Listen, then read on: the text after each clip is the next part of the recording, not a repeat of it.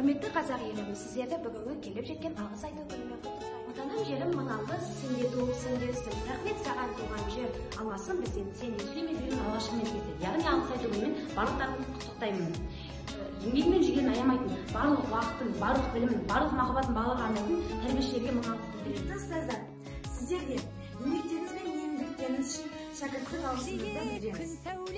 Алғыс айту күнінде араздықтар болмасын, жарыққа жар болып, ынтымақтар күні бірінші наурыз ерекше алғыс айту күнін атқарады. Аман болса науқасы шаттанады. Артқа адал медбике дәрігермен халық қолдап әр сәтте мақтанады. Дәрігерлер қауымы сіздерге алғысымыз шексіз. Ақ-адамның арқауы аспазшы апай берді, дәмдетіп бар қауымда азалқаш беріп жүреді. Еңбегі оның елінен алысталып әр күні. Құрметті аспазшы апайлар, сіздерге алғысымыз шексіз.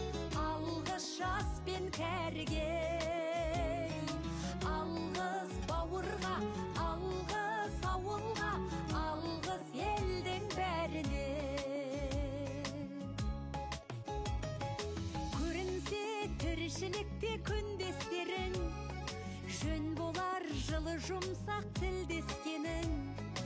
Алғыс айт дұшпанды да досыңдай көр, оларсыз биігіңдей білмес дедің. Жақсы сөз жанымызды байтар тек, жаманның жала жауып айтар кек.